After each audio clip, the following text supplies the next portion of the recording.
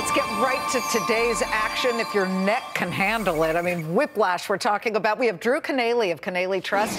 Drew is going to tell you about his main concern about oil prices. What is that? We have digital risks. Jeff Taylor saying one sector in particular poised for a boom right now. And Janney Capital's Guy Lebas saying bond market moves might indicate a recession in the future, but where? Along with Bob Iacchino at the CME. Bob, I'm going to ignore the recession comment for the moment because I'm dying to know where. Guy's going to tell us. But right off the bat, this price action was once again 2 days in a row very volatile. Did you guys hear about this question as to whether the Germans were against any kind of stimulus from the ECB? It was hearsay over here. I don't actually think that's shocking news, but in terms of being against it to the point where they shut it down, I think that's what traders were starting to refer to and talk about. I think that has a little bit to do with Greece, but this type of price action is bad regardless of the source of it. This type of move is actually one where I almost don't care why it happened. I'm much more focused on the fact that we went from so far to the positive down into negative toward the end of the day. That's never good price action for the rest of the week going forward. All right, well, Guy, we set you up for this. How bad is it going to get? Is this the sign of really bad times to come, or is it just a drop in an otherwise upwardly mobile market? Sure. Well, I want to be clear on one thing when it comes to the fixed income markets, which is that particularly with the Federal Reserve providing more and more guidance about what they're going to do in the future, the bond markets are apt to price in very, very distant future events more quickly. So we made the comment earlier, and I had said in a pre-interview that we were looking at potential recession risk down the road. But the truth is, the way the markets are setting up, we could see recession risk in 2018 start to be priced into the markets in 2015. So that's what I'm talking about there, is the market's coming to the realization of the future recession risk, which currently is priced in with basically zero probability. Okay. All right. We have to wrap our minds around that. But in the meantime, a very immediate development is, Guy Lebas, the fact that Japan's 5-year note yield was 0% today. That we've never seen. And then the 10-year yield hit a record low. This, of course, is Japan's benchmark JGB. But tell us how we should be interpreting that and why that is a bit worrisome. Well, I think it's a bit worrisome in that there's a global trend towards deflation and an expectation in many developed economies, predominantly the Eurozone and Japan, that interest rates in the short end of the curve are going to be zero for a very, very long time. I mean, keep in mind in the Eurozone, we've had negative nominal interest rates for roughly 6 or 9 months at this point. The U.S. markets look pretty good to foreign investors when you consider both the higher starting yields and the fact that the dollar's been rallying, what, about 10% last year, and the potential for another 5 to 10 this year. Unstoppable. But, Jeff, so is the decline in oil. And I'm just wondering what happens if, we're going to have a number of those questions today, what happens if oil drops below 40? Well, you know, the one thing for sure, as oil continues to drop, it continues to put some extra discretionary money into consumers' hands. And what this is having an effect on, which is actually, I'm shocked to say a year later, still sitting here and saying this, if you look at the housing market right now, okay, the first-time home buyer, FHA just came out and lowered its mortgage insurance. Freddie and Fannie have launched 3% programs. So we could see 2015 be the year where the first-time home buyer really starts to come back. You're not hitting my question, though, Jeff. We don't have much time. What happens if oil goes below 40? If oil goes below 40, I mean, you pick a number below that. That's where there's a threshold that we're looking at. If it goes to 40, there's no saying if it got to 20 or 25.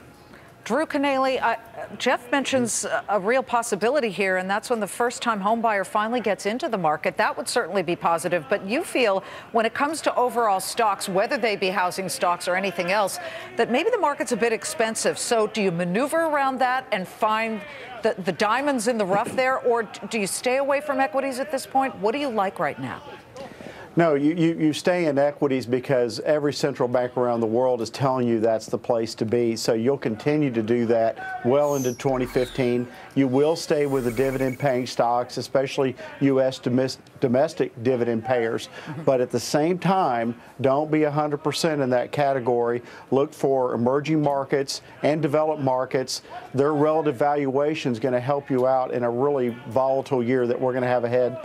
Today is going to be like the rest of the year. You're going to have extreme volatility. U.S. stocks are extended in price, so their volatility will probably go up.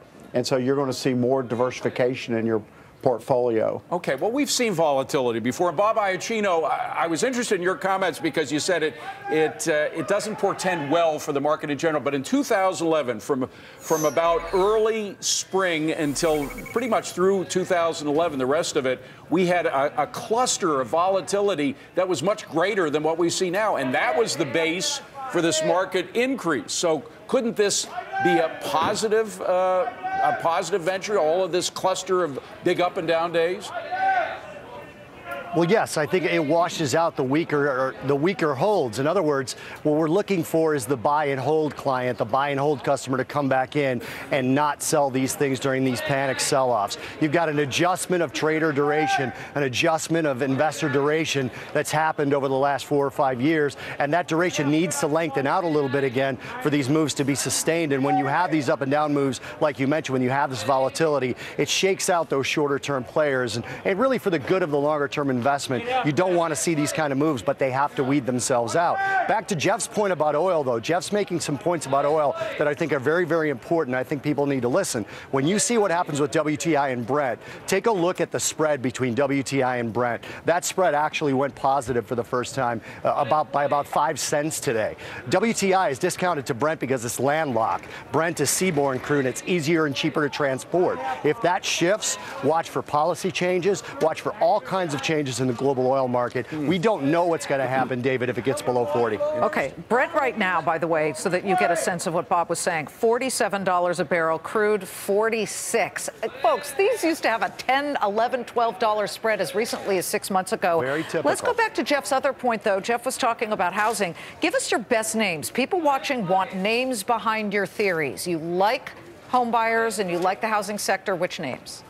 I do. One, I like the brokerage industry, so I like Realogy. They own Sotheby's, Century 21, and Coldwell Banker. On the home builder side, I like Lennar and Toll Brothers to have a good year. So those are 3 stocks that I have in my portfolio, and I've been looking for good years. Again, if we continue to see more money in consumers' pockets and interest rates continuously staying here at these historic lows, with lending policies becoming a little bit more advantageous for borrowers. Drew Canale, we still haven't forgotten about the Fed. That's weighing in a lot of people's minds. There was some Fed talk today, some talk about whether that moved the markets. You think the Fed will raise rates this year? Other people, Anthony Scaramucci and others, say no way. Why do you think it will continue on target to raise rates this year? I think they're going to do it because it's just time. I think they'll be very slow about it. It's going to be their marginal language. And we're talking about September, right? So this is a long way off. And there was really good interesting information in wage price growth that was very moderate, the last report.